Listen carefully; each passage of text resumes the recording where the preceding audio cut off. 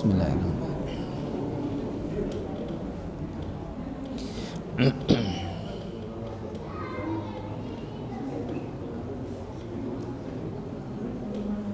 Bismillahirrahmanirrahim. Assalamualaikum warahmatullahi wabarakatuh. Innal hamdalillah nahmaduhu wa nasta'inuhu wa nastaghfiruh wa nastahdihi wa natubu ilaihi wa na'udzu billahi min sururi anfusina wa sayyiati a'malina. May yahdihillahu fala mudhillalah wa may yudlil fa ulaika humul khasirun. Asyhadu an la ilaha illallah wahdahu la syarikalah wa asyhadu anna Muhammadan abduhu wa rasuluhu la nabiyya wa la rasula ba'dah.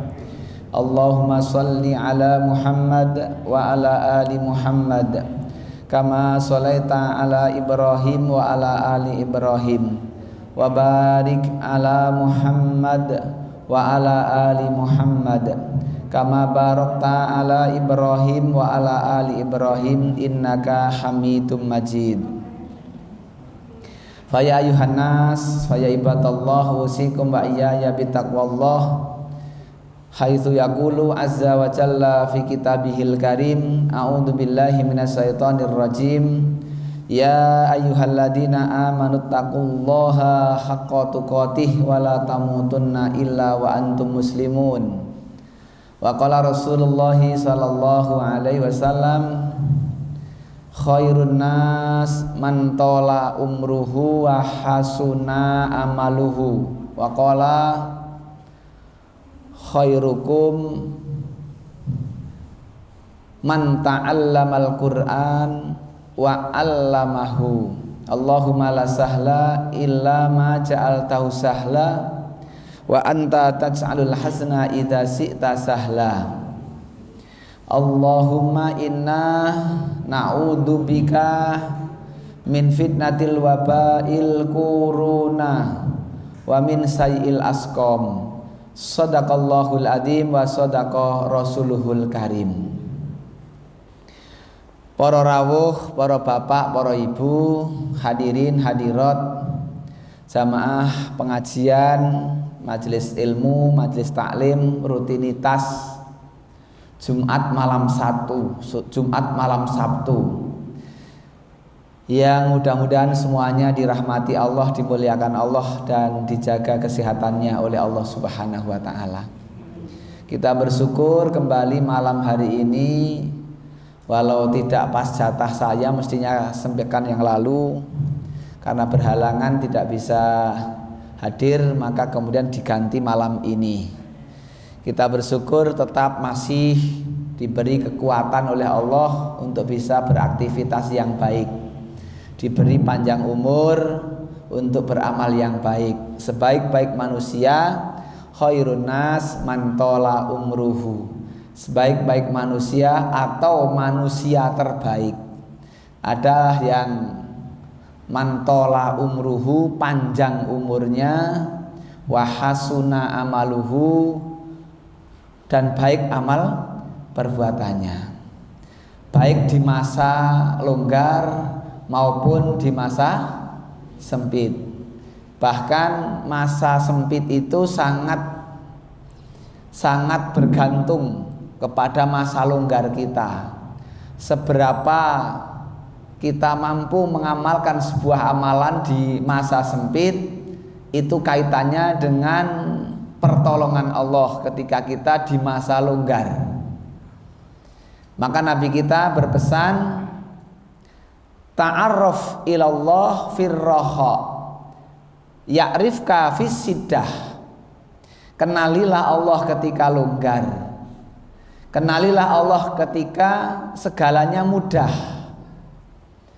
ekonomi mudah, ngaji mudah, sholat jamaah mudah, dan sebagainya. Ya'rifka fis siddah. Nanti Allah akan mengenalmu ketika engkau menghadapi masa yang sulit. Sulit sholat jamaah, sulit berekonomi, dan seterusnya. Ini kunci. Inilah pentingnya belajar menyelamatkan hati dari tipu daya setan.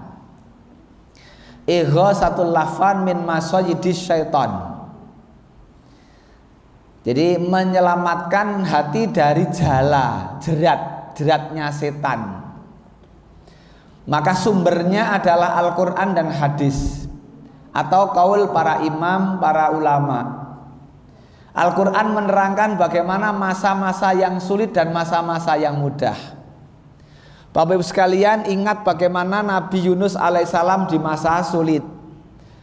Di masa sulit beliau ditolong oleh Allah karena di masa mudah selalu dekat online kepada Allah. Di masa sulit beliau juga ditolong. Bahkan sulitnya sulit yang kalau diukur dari keselamatan, tingkat keselamatan Nabi Yunus itu tidak tertolong lagi. Di dalam 3 kegelapan. Kegelapan di dalam dasar laut, kegelapan di waktu malam selama 40 hari, kegelapan di dalam perut ikan. Berapa persen kira-kira keselamatan Nabi Yunus? 0%. Tapi Allah menolong karena senantiasa ingat kepada Allah di waktu sebelum sulit, sebelum susah, sebelum keadaannya serba terbatas. Maka sungguh pun demikian ketika dalam kondisi lockdown. Ini kan lockdownnya Nabi Yunus, PSBB, PPKM dan level sama begitu. Nabi Yunus itu menghadapi lockdown yang cukup lama begitu, tapi ditolong oleh Allah sampai kemudian diabadikan dalam Al-Quran zikirnya Nabi Yunus, la ilaha illa anta subhanaka inni kuntu minadz-dzalimin. Sehingga ini sangat baik ketika mau berdoa diawali dengan itu, la ilaha illa anta subhanaka inni kuntu minadz-dzalimin. Nabi Yunus alaihissalam. Tak terkecuali juga Nabi Yusuf. Nabi Yusuf lockdown 4 kali. Lockdown yang pertama di dalam sumur, PPKM dalam sumur. Sulit kalau bukan Allah yang menolong. Di dalam sumur siapa yang menolong? Allah mengutus, Allah mengirim kafilah dagang dari Palestina ya, atau Sam menuju ke Mesir. Dibawalah akhirnya karena diselamatkan dari sumur, dibawa ke Mesir. Lockdown pertama. Lockdown kedua jadi budak. Serba terbatas. Lockdown ketiga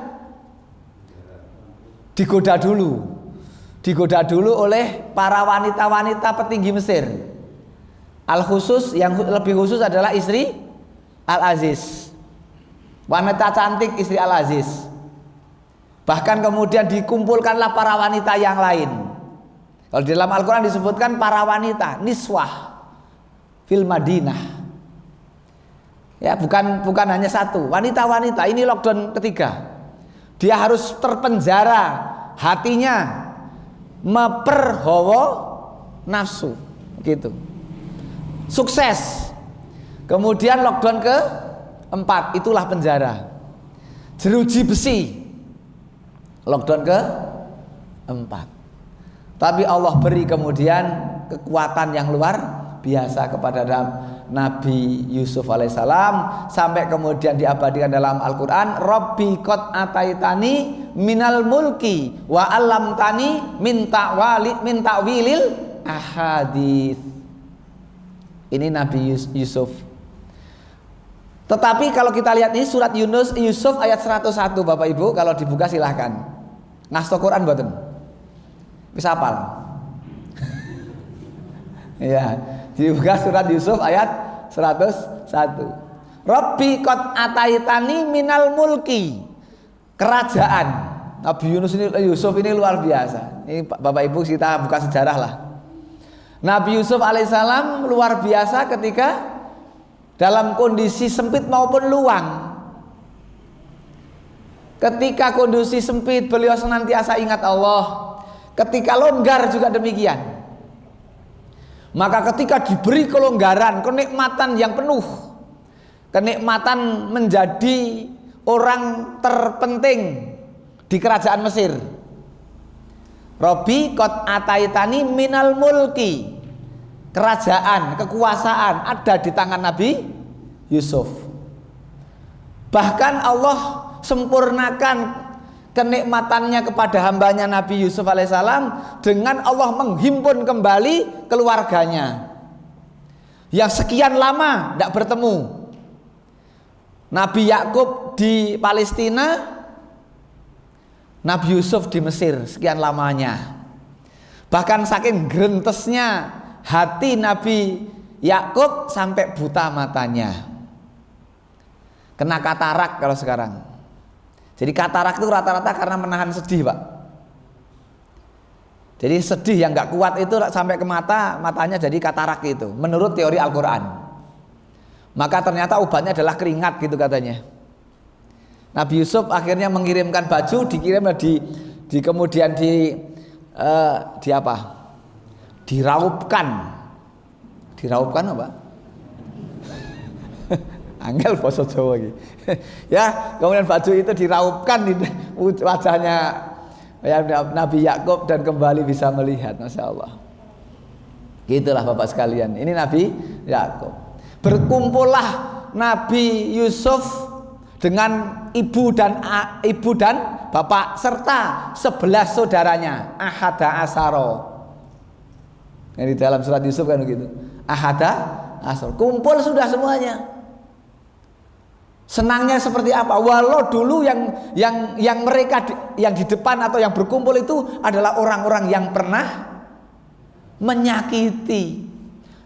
Ya, orang-orang yang pernah membuat hatinya sakit. Inilah hebatnya Nabi Yusuf alaihissalam. Luar biasa Bapak Ibu sekalian. Maka kemudian berkumpullah kenikmatan demi kenikmatan. Tetapi apa? Ternyata kenikmatan dunia, kerajaan, kekuasaan, jabatan, harta berakhir apa? Akhir ayat baca surat Yusuf 101. Tawaffani musliman. Jebule tekan akhirnya minggur. Tawaffani, wafat yang paling aman adalah tawaffani musliman. Wafatkanlah aku dalam keadaan muslim. Wala tamutunna illa wa antum muslimun. Ini ayat yang selalu dibaca oleh Nabi dalam setiap khutbah beliau. Khutbah nikah, khutbah Jumat, khutbah Id. Nabi tidak pernah meninggalkan wasiat takwa. Ya ayyuhalladzina amanu, ya ayyuhalladzina amanu taqullaha haqqa tuqatih wa la tamutunna illa wa antum muslimun. Mati dalam keadaan Islam. Setelah mati dalam keadaan Islam, wa alhiqni bisolihin, gabungkanlah aku dengan komunitas, dengan kerumunan. Bahasa sekarang orang oleh kerumunan loh ya. Tapi di dalam kerumunan apa? Paguyuban apa? Orang-orang yang soleh. Wa alhiqni bisolihin, kumpulkanlah aku bersama orang-orang yang soleh. Orang yang hatinya sehat itu nek rak kumpul karo wong soleh panas. Begitu loh, rapena, susah. Orang yang baik hatinya itu orang yang sohih ya, yang sehat. Itu nek orang ngaji niku mumet. Begitu. Orang malah sebaliknya, ono masjid ditutup, alhamdulillah leren Jumatan. Oh gitu kan. Iya kan? Jadi ada yang kemudian malah bukan hatinya wah gimana dan sebagainya, tapi merasa kolo-kolo prei gitu. Ono pengumuman ngaji libur, alhamdulillah kolo-kolo leren. Padahal leren wis pirang-pirang. Wis berkali-kali. Ya gitu Pak sekalian. Tawafani musliman, ternyata akhirnya adalah wafat. Jadi Pak Camat, jadi Bupati, jadi Gubernur, jadi hatta presiden, terakhirnya apa? Mati. Sementara mati itu sangat bergantung dengan masa longgar. Dengan sebelumnya, pakulinannya apa? Kebiasaannya apa? Ini penting. Maka sebelum Nabi Yusuf ini tidak ada doa minta mati, Pak. Di dalam tafsir diterangkan begitu. Dimulai minta mati itu Nabi Yusuf. Tawafani musliman wa alhiqni bisolihin, harapan Nabi Yusuf supaya bertemu kembali dengan orang-orang. Sejarah Al-Quran menerangkan sebelum Nabi Yusuf banyak nabi-nabi, banyak rasul-rasul, orang-orang yang soleh. Dia berharap berkumpul jadi satu dengan orang-orang yang soleh. Bagaimana bisa berkumpul dengan orang-orang yang soleh? Ya ciptakan suasana soleh, ciptakan lingkungan yang soleh. Bagaimana kalau belum ada? Cari bagaimana mengadakan. Karena tidak mungkin tiba-tiba ada soleh, tiba-tiba muncul kesolehan tanpa ada sebuah ikhtiar. Lingkungan yang soleh itu perlu diciptakan. Dimanapun mencari sulit, maka buatlah lingkungan yang soleh. Ini embrio untuk kemudian berkumpul dengan orang-orang yang soleh. Maka luar biasa, mudah-mudahan setelah pandemi sudah sekian lama ini segera kemudian pulih, longgar kembali. Yang kemudian masih sakit mudah-mudahan diberi segera kesehatan, diangkat sakitnya.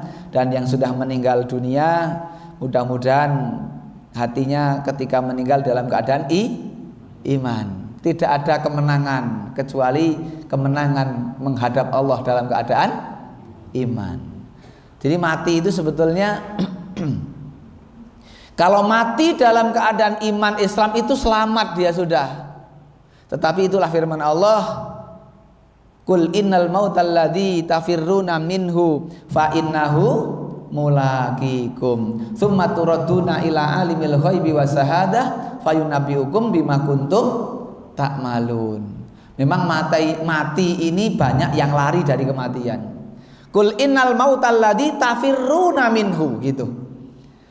Katakanlah Muhammad, al-maut, mati itu yang engkau lari, setiap diri kita lari dari kematian itu. Lari loh, larinya pakai bahasa tafirruna, lari yang cepat dari kematian. Sebagaimana Nabi Sulaiman kedatangan tamu, ketakutan mati, maka dia lari secepatnya dengan kendaraan angin dari Nabi Sulaiman. Sejarah kan begitu menulis.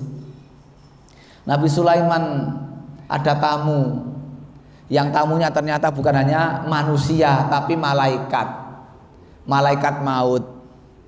Malaikat maut datang dalam majelisnya Nabi Sulaiman, mentelengi salah satu orang yang terus dipentelengi. Nah, salah satu orang itu juga bingung, kok aku dipentelengi.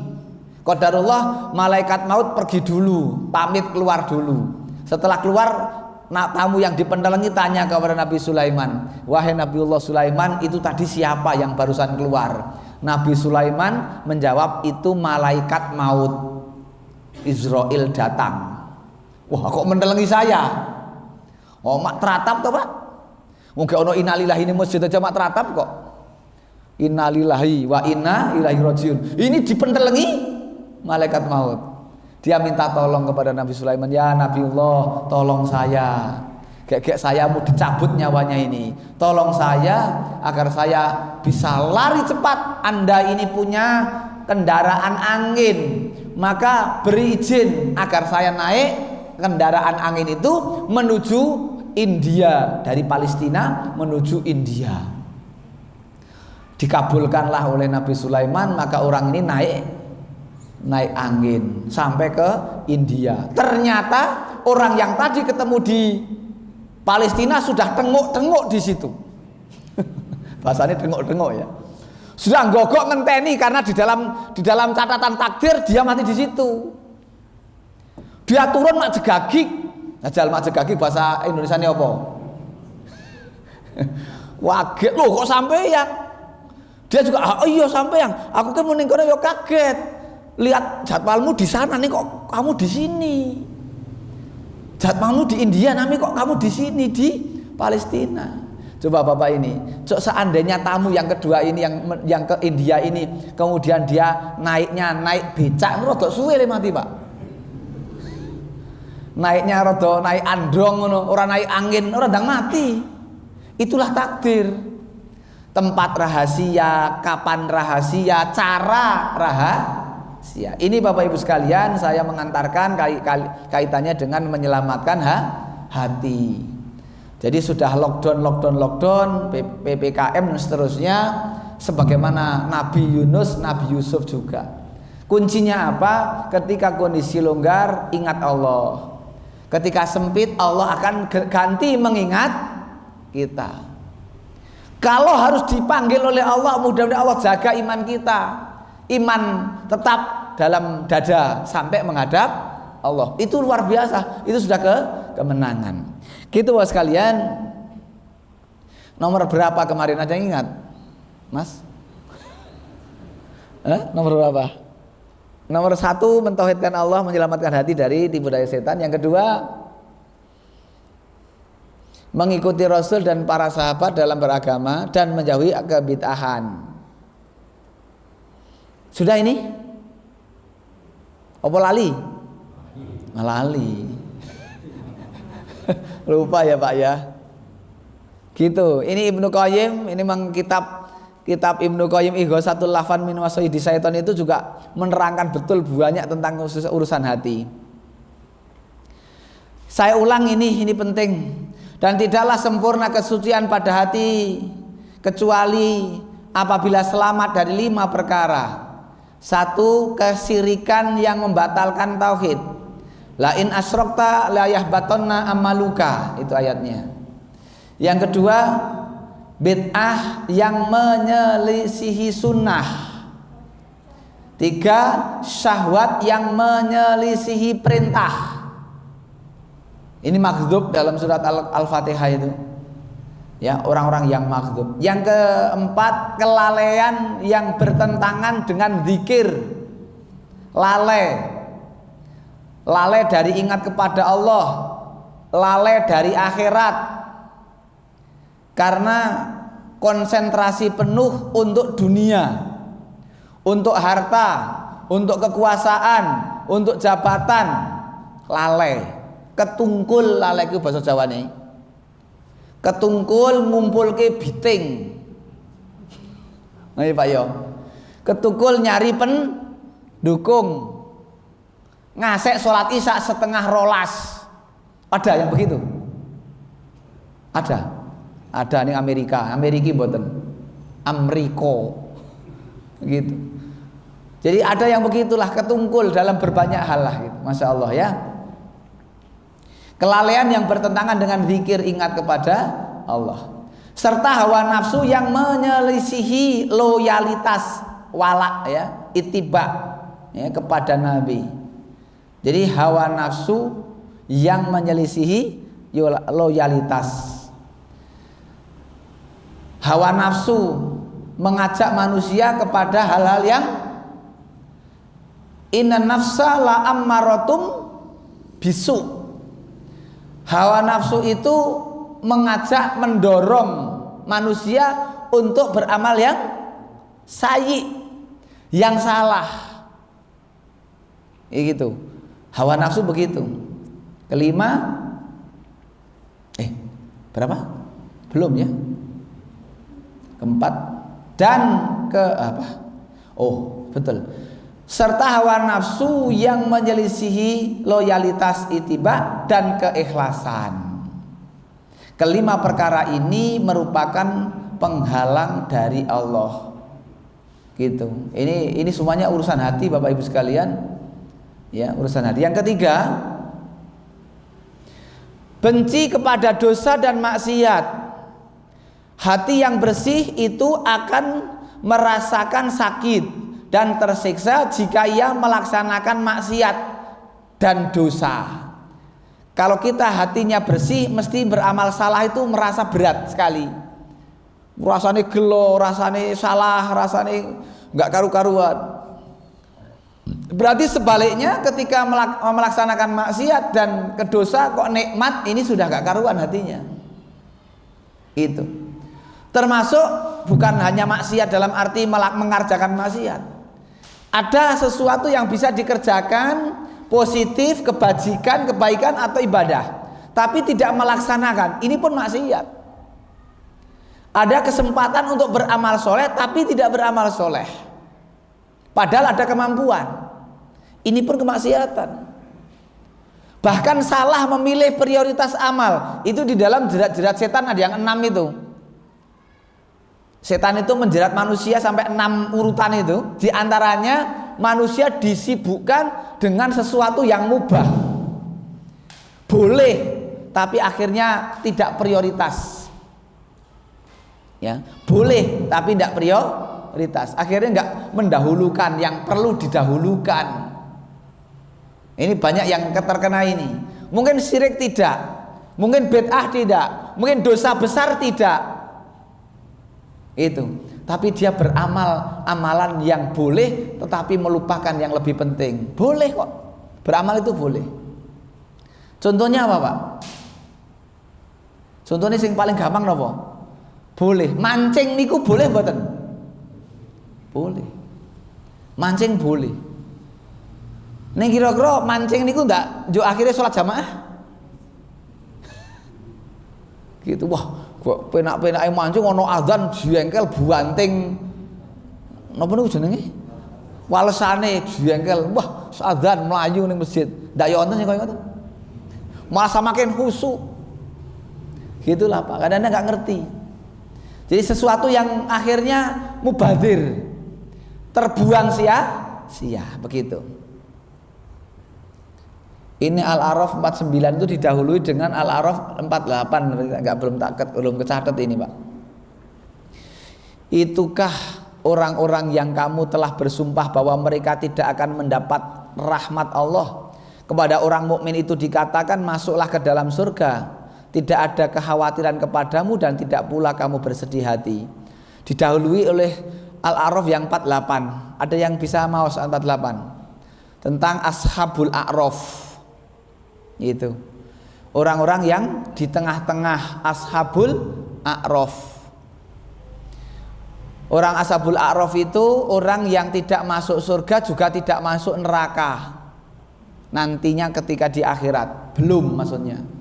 Belum masuk neraka atau belum masuk surga. Dia berada di tengah-tengah. Karena di dalam keterangannya beberapa tafsir itu menerangkan, para ahli tafsir menerangkan karena amal salah dan amal solehnya seimbang ketika ditimbang. Amal salahnya 100 kilo misalnya, amal solehnya 100 kilo. Maka ketika itulah kemudian dia berada di Ashabul A'raf. Lah Ashabul A'raf ini orang-orang yang tahu siapa yang ada di dalam neraka dan siapa yang ada di dalam surga. Kalau melihat orang-orang yang di dalam neraka, dia berlindung supaya jauh dari api neraka. Kalau dia melihat para penghuni surga, dia sangat pengen masuk ke dalam surga. Wahum yatma'un. Itu surat Al-A'raf. Sekarang kira-kira kita menyeimbangkan amal soleh dan amal salah ini angel kok, Pak. Supaya amal soleh dan amal salah itu sejajar. Kira-kira lebih kuat amal salah atau amal soleh? Amal salah.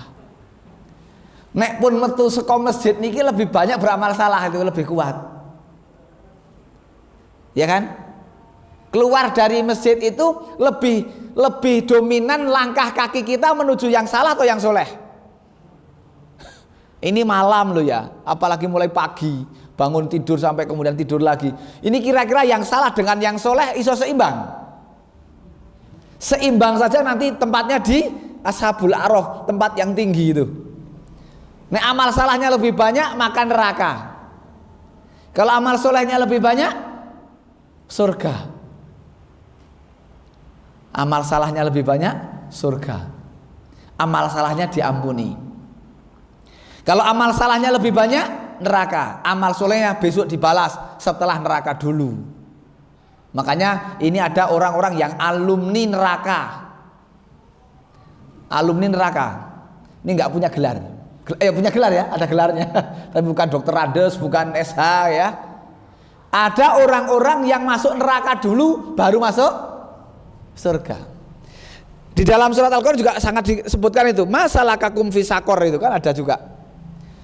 Apa yang menjadikan kamu masuk ke dalam neraka sakor gitu kan?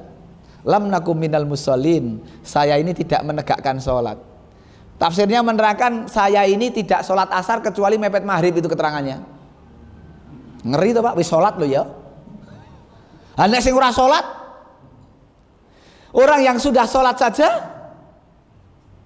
neraka. Karena apa? Ngremehake. Tidak sholat duhur kecuali mepet asar. Tidak sholat asar kecuali mepet maghrib. Dan ini masih banyak. So yo sisan dene ngoten nggih Bu. Biasanya lak ngono, sik sisan dene. Akhirnya wis repet-repet. Malah ngirit katanya, ngirit sih ki karo ngirit gak larang banyu. Kena ge wudu pisan, kena ge asaran, kena ge maghriban itu. Pengiritan. Ini yang terjadi kadang-kadang begitu. Orang-orang kadang-kadang wah kusik wong isih adaan. Maka yang sering menggunakan usolli itu ada adaan, ada kodoan. Nek adaan tepat waktu, nek kodoan di luar waktu. Maka sering ada ucapan adaan lillahi ta'ala ya. Nah, gitu, Ada itu kan waktunya, masih waktunya. Sekarang sholat asar jam berapa? Sholat duhur habisnya jam berapa? Sholat duhur habisnya waktu asar kan? Sekarang masuk asar jam berapa? Jam 3 lebih? Ini ada jam berapa? Lebih berapa menit ya? Maka disebut adaan itu manakala waktu duhur ya, waktu duhur masuk sampai habisnya waktu duhur adalah datangnya waktu asar, itu adaan. Jadi sholat jam 3 kurang 5 menit itu masih adaan, masih waktunya itu. Sing ora wektune iki nek setengah 4 duhuran, itu kodoan namanya. Lah ya kan? Atau apakah sholat bisa dikodok? Kata Aisyah, ibunda Aisyah garwa Nabi, kunna nu'maru bi qoda'is saum wala nu'maru bi qoda'is shalah. Kami diperintahkan untuk mengkodok puasa, tapi kami tidak diperintahkan mengkodok sholat. Nah, terus bagaimana kalau belum sholat? Idana ma'ahadukum aw yusalliha idana ma'ahadukum aw nasiyaha falyusalliha idza dzakaroha. Itu jika salah seorang di antara kalian naum, tidur, aw nasiyaha atau lupa dari sholat, falyusalliha idza dzakaroha, maka hendaklah ia sholat ketika ingat. Jadi isaan biasanya jamaah. Qadarullah ada sesuatu yang menjadikan lupa dia, ataupun dia akhirnya karena sesuatu sehingga nggak sholat jamaah. Ning karena pakulan ini sholat jamaah, ngerti nih, wes sholat. Bisa jadi itu karena kulino. Kelingan-kelingan waktu subuh. Koyone wingi kok urung isaan. Sholatnya kapan? Fal yusalliha idza dzakaroha. Maka saat itu dia ingat sholat. Ojo ngenteni isak meneh. Tak ropel 8 rakaat ngono. Engko sore engko bengi nek wis isak meneh, engko tak salat gitu. Ndak, fal yusalliha idza dzakaroha. Dia salat ketika dia ingat wingi urung isaan, ya subuh itu isaan. Kalau alasannya lupa atau karena tidur. Karena orang tidur itu kan enggak tahu. Orang tidur itu orang yang posisi paling lemah. Maka orang yang posisi tidur orang paling lemah, Pak. Maka kalau memang kita disunahkan oleh Rasul ketika menjelang tidur itu banyak-banyak berdoa dan banyak-banyak wirid. Termasuk takbir 33 kali kan gitu tuh, itu yang diajarkan Nabi kepada kepada putrinya Rasulullah Fatimah. 33 kali takbir, 33 kali apa? Tahmid, 33 kali tasbih ya. Nah gitu, itu yang diajarkan oleh Rasul kepada Fatimah. Karena memang tidur ini kalau sudah tidur itu kita jangan sangat lemah. Belum tentu kembali lagi kok. Belum tentu kembali. Ngerti-ngerti petukan malaikat mungkar nakir. Kok manro buka iki piye to ki ngono. Israel udah datang, kan ngeri Pak. Ya begitu ya Bapak Ibu sekalian, niki eling tiniling saling mengingatkan. Yang keempat, ya. Monggo. Bismillah. Monggo.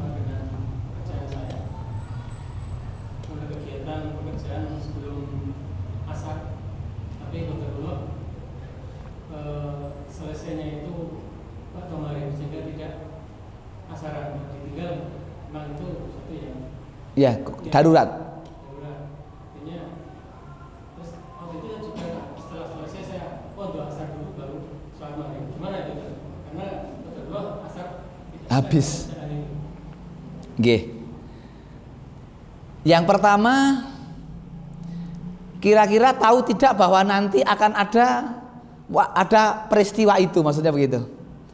Enggak tahu ya. Kalau ini sekarang kalau tahu ini bisa dijamak. Kalau tahu Pak Arif, ini Pak beliau ini kan ngoperasi biasanya. Jadi kalau ngoperasi kan tidak bisa ditinggal Pak ya, kondisi operasi begitu. Kalau tahu bahwa nanti jam sekian akan operasi dan memungkinkan kekhawatiran nggak cukup waktu, maka bisa dikumpulkan di waktu duhurnya, itu namanya jamak.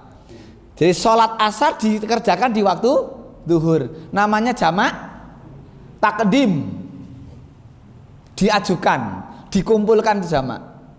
Jadi ini Bapak Ibu, ini fikih. Jamak itu karena masakoh. Kalau qasar itu karena masafah. Ini harus dipahami. Orang boleh jamak itu karena adanya masakoh. Masakoh itu kesulitan. Masakoh itu satu keadaan yang dia sulit untuk melaksanakan sebagaimana mestinya biasanya. Itu namanya masakoh. Ini kalau bisa dijadwal, itu ya. Kalau masafah karena jarak. Yang 4 bisa jadi 2. Maka tidak boleh sholat asar jadi 2, sholat duhur jadi 2, sholat isya jadi 2, kecuali karena menempuh satu perjalanan masafah. Ya, karena bepergian itu boleh dikosor, mencapai jarak yang sudah ditentukan. Ibarat kalau sebagian menerangkan kira-kira 85 kilo. Tapi yang lebih lagi yang kemudian disepakati lagi, selama orang itu wajar, lazim, nek dikatakan dia orang yang lelungan, dia orang yang bepergian gitu loh, ini boleh kosor. Yang saya agak mengembang nggak apa-apa supaya lebih detail. Jadi kalau kemudian karena kondisi darurat, bisa kalau tahu maka bisa dijamak. Kalau tidak tahu karena kondisi yang tidak terduga, itulah yang namanya darurat. Darurat itu berarti di luar kemampuan, darurat. Ya didahulukan asarnya. Lebih utama adalah karena sholat itu sudah ada ketentuan waktu. Kita bam mau kuta itu. Luhur duluan, asar kemudian, maghrib kemudian. Maka asaran dulu. Gitu. Tapi karena keadaannya darurat tadi gitu.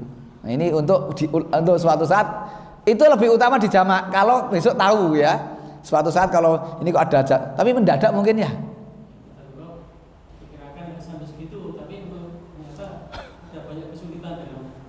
Gitu ya, memang nggak mesti ya. Makanya itulah kemudahan dalam agama kita itu. Mungkin diperkirakan 1-2 jam selesai, ternyata 3 jam misalnya kan, sampai waktu asar berarti mulai operasi sebelum asar. Masya Allah ya. Maghrib masuk baru selesai.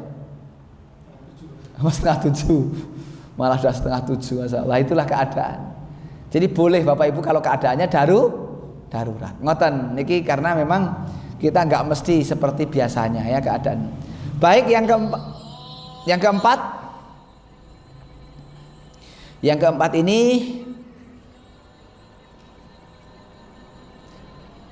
surat apa ini Pak? Atau bah ya 92.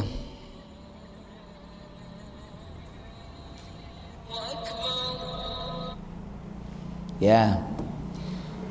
Dia akan menyesal apabila ketinggalan atau tidak sempat melaksanakan suatu ibadah. Ini hati yang selamat.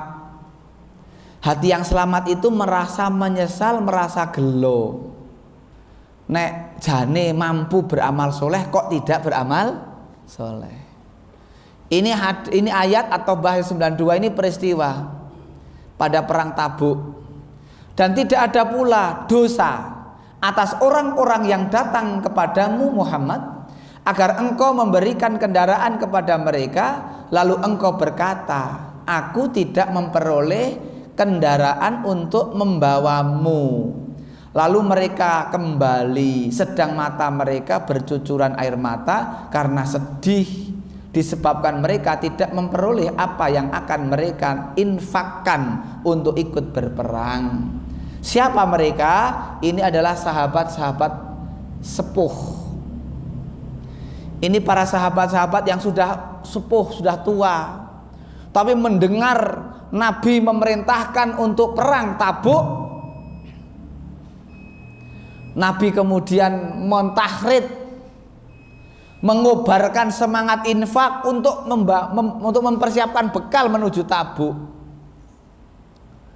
Sudah semuanya orang-orang kaya mereka didorong, disemangati, dimotivasi untuk infak untuk berperang ke Tabuk. Tetapi ternyata ada beberapa yang carry datang ini ingin berangkat, kondisi fisik sudah lemah, minta armada, minta kendaraan, tapi Rasul sudah tidak mampu lagi untuk menyiapkan kendaraan. Sementara kalau berjalan kaki mereka sudah payah, sudah tidak mampu. Maka kemudian mereka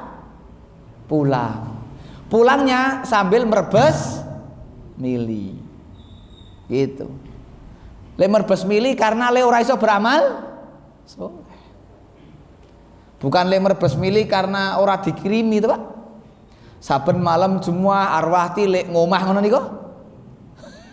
Monggo kemis sore sing ngomah tilik kuburan ala diselisiban. Ya kan ora pedhok. Sing omah nilai kuburan, sing kuburan tilik ngomah, ke jan kesandiwara to akhirnya. Lagi telisiban terus, mulane ora tau kepethuk gitu. Sampai ini bahasane do krungu sing do swara sampai pulang sampai kembali tetangisan gitu lah. Apa itu bahasane? Tetangisan lek ora ono sing ngirim donga dan sebagainya. Nah, ini pulangnya karena apa? Enggak bisa berkesempatan beramal soleh kan gitu. Bapak Ibu sekalian, nek kita itu teman-teman bisa beramal soleh kok kita tidak, itu kudune kan gelo. Kok tidak bisa ikut? Ini iman, Pak. Makanya biasanya ngaji, wis rutin ngaji. Ini kan ada kejenuhan kadang-kadang. Njuk ono pengumuman pengajian rasido. Niku nek sing muni seneng niku rada atine ora sehat lho kuwi. Alhamdulillah kalau prei malahane ngono. Ya gitu, ngaji lho, Pak. Ngaji itu tidak perang. Kalau ini perang loh. Mereka sepuh tua mangkat maju perang, golek minta ke armada. Ndak jadi nggak iso berangkat, itu pulang nangis. Ya kita ndak yo ora sido ngaji juk nangis bali. Padahal resiko perang tuh nek ora mateni dipateni. Resiko ngaji niku ana snack bareng kadang gitu loh. Niki ora ana snack, Mas. Kan gitu. Resiko ngaji ke snack kadang pamit kok. Oh pemenang kon perang. Kula niku mikir yo kita-kita lah, saya bareng niku. Cara kita ini hidup di zaman Nabi niku kira-kira melu mangkat perang napa pamit jajal. Omong golek alasan yang tepat men iso izin ngono. Ini berat, Pak. Zaman Nabi itu mah Tabuk itu dangu apa panjang. Tabuk ini Rasulullah membawa pasukan 12.000. Ini setelah Fathul Makkah. Fathul Makkah itu 10.000. Ya, tahun ke-8 itu ke Makkah dengan 10.000 pasukan. Lah kemudian 1 tahun atau 2 tahun kemudian perang Tabuk. Ini sudah pasukan Rasulullah sudah 12.000. Nah gitu, Masya Allah. 12.000 jalan kaki, Pak. Itu nggak naik unta semua, Pak. Ya ada yang jalan kaki. Makanya nih yang sepuh-sepuh karena kondisi fisik dia minta kendaraan. Ya rata-rata jalan. Ini 12.000 nganggo unta kabeh, untane 12.000 to. Begitu. Ini ada yang jalan, ada yang bergantian. Sampai dalam riwayat yang kita baca, kehabisan air, sebagian unta sebagai kendaraan disembelih, kantong untanya diambil, kantong air itu, kantong air dalam unta diambil, pun air habis untuk diminum, sampai sebagian telek unta itu diperes diambil airnya. Teleknya unta diperes diambil airnya, air diminum, sementara teleknya diusar-usarkan. Nah, diusar-usarkan apa bahasa Indonesia ini? Dioles-oleskan di delamaan kaki. Masya Allah, itu mereka untuk mencari surga. Tawafani musliman wa alhiqni bisolihin, sampai seperti itu. Maka perjuangan kita ini belum Pak, belum apa-apa ya. Nek di zaman dengan zaman Nabi jauh kalau zaman Nabi. Mereka yang punya harta-hartanya untuk berjuang, yang mereka yang punya fisik-fisiknya untuk berjuang, yang punya pemikiran terobosan untuk kemaslahatan umat, otak pikirannya untuk mencari kemaslahatan umat. Itu luar biasa, Pak. Karena memang tauhidnya mantap, hatinya nyantel kepada Allah. Maka dunia di tangan bukan di hati. Dunia ini di tangan, ditokke ora samar nek kelangan, ilang ora samar nek kelangan. Nek ketika datang tidak berlebihan, nek bergembira. Itulah zuhud, itulah yang kemudian disebutkan di dalam yang kelima. Semakin zuhud terhadap dunia dan semakin mendekatkan diri kepada akhirat. Zuhud, meletakkan dunia itu di tangan. Tidak meletakkan dunia di hati. Sing paling gampang lek mikir ngeten. Jane sandal niku dienggo ning ati apa dienggo ning kaki? Rata-rata malah sandal dienggo ning ati. Buktinya dienggo ning ati? Dengarkan pengajian, dengarkan khutbah, mikir sandal. Itu namanya sandal dipikir di hati. Nek sandal iki panggonane untuk kaki kok, nek dipikir di hati. Ngono nek ngase ilang. Mula kadang-kadang Jumatan tuh nek diajak ning ngarep ning saf awal wedi.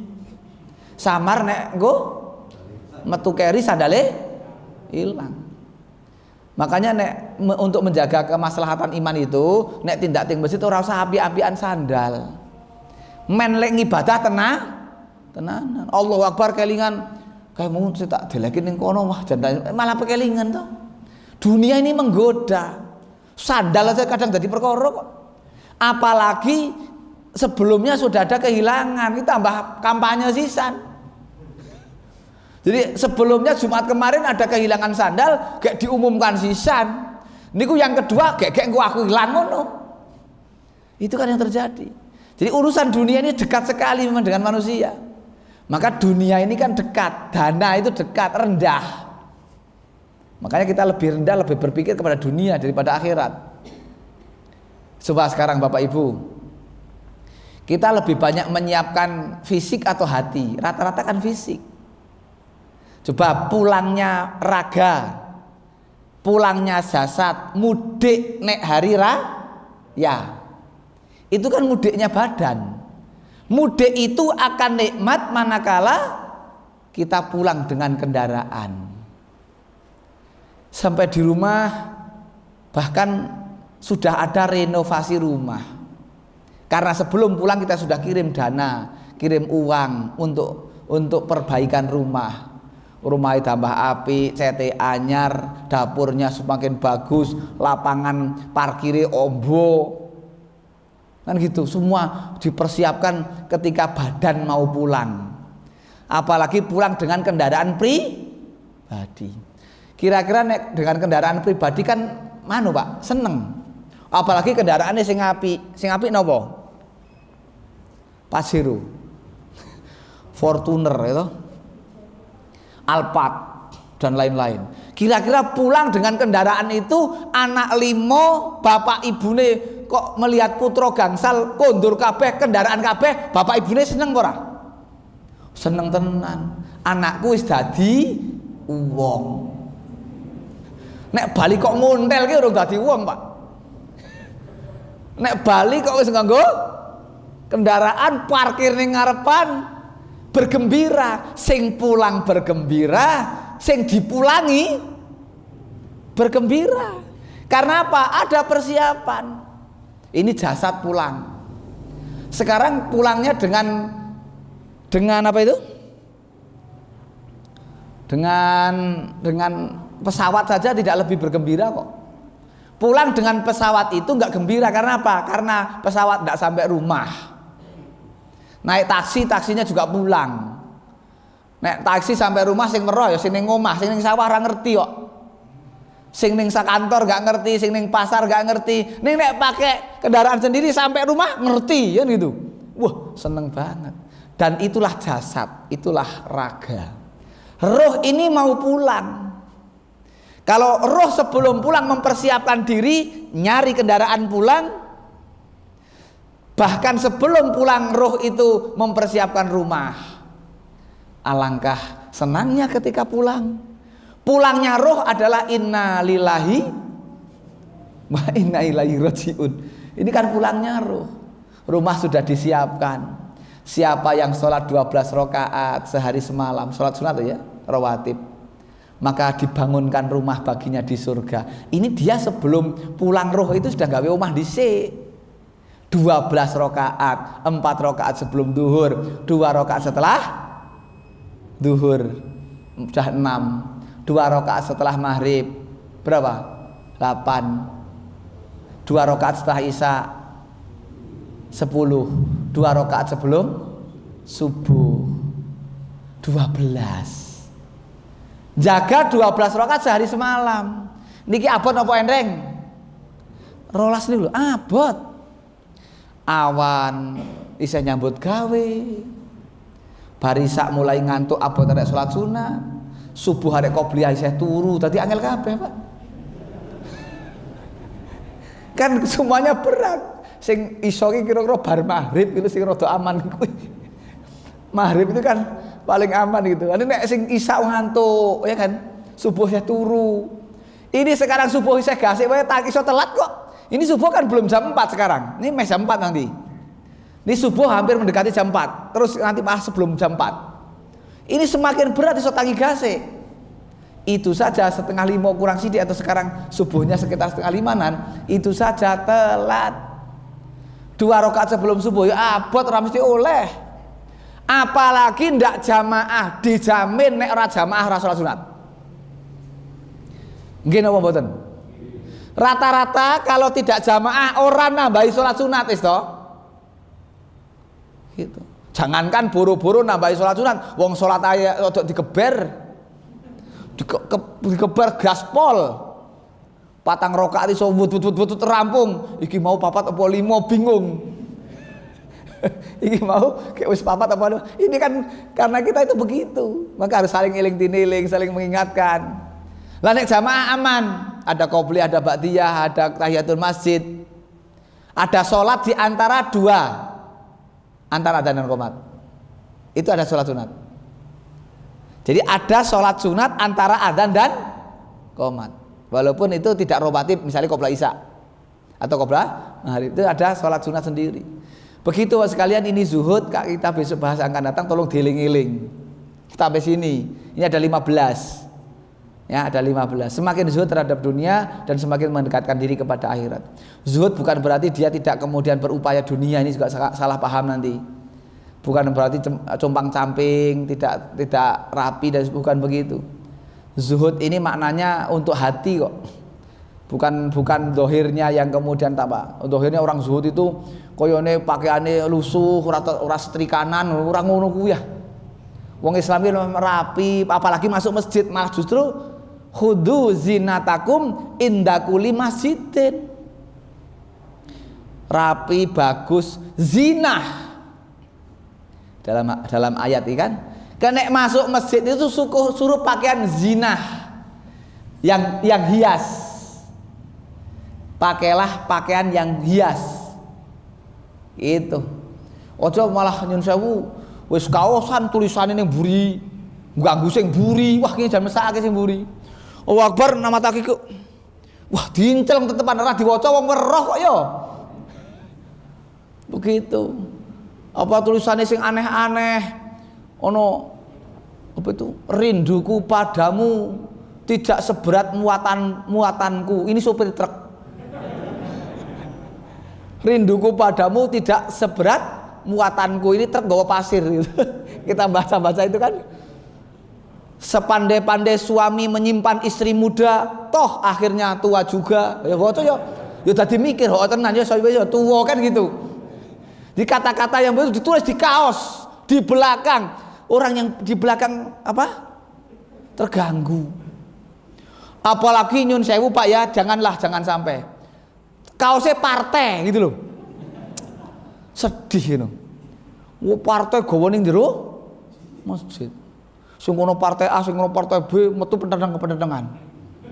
Wong Islam kabeh meneh, naudzubillah. Kalau bisa masuk masjid lebih aman yang tidak bertuliskan. Ada yang begitu, ya tolonglah nek besok sudah tidak diulangan gitu. Kalau karena saking senangnya dengan partainya, maka kemudian masuk masjid pun dipakai. Katanya untuk syiar dakwah, syiar dan dakwah ono panggon ngane. Jangan di masjid lah. Khudzu zinatakum inda kulli masjidin. Pakailah pakaian yang hias, yang bagus. Kalau putra, kakung pakai minyak wangi. Kalau putri jangan. Ini sunahnya begitu. Ini apa? Nabi mengajarkan begitu. Lah yang putra malah kadang-kadang enggak pakai minyak wangi, sing putri minyak wangi aku kuali. Mekaten insyaallah kita lanjutkan yang akan datang. Gitu ya. Demikian Bapak Ibu sekalian, mudah-mudahan bermanfaat apa yang kita sampaikan. Sebagai pengganti malam Sabtu yang lalu saya tidak bisa hadir karena ada acara di luar kota. Saya harus pamit kan, nggak nyampe rumah, nggak nyampe kalau maghrib atau isya. Begitu. Aku qouli hadza astaghfirullahaladzim li wa lakum innahu al-ghafurur rahim. Subhanakallahumma wa bihamdika asyhadu an la ilaha illa anta astaghfiruka wa atubu ilaik. Assalamualaikum warahmatullahi wabarakatuh.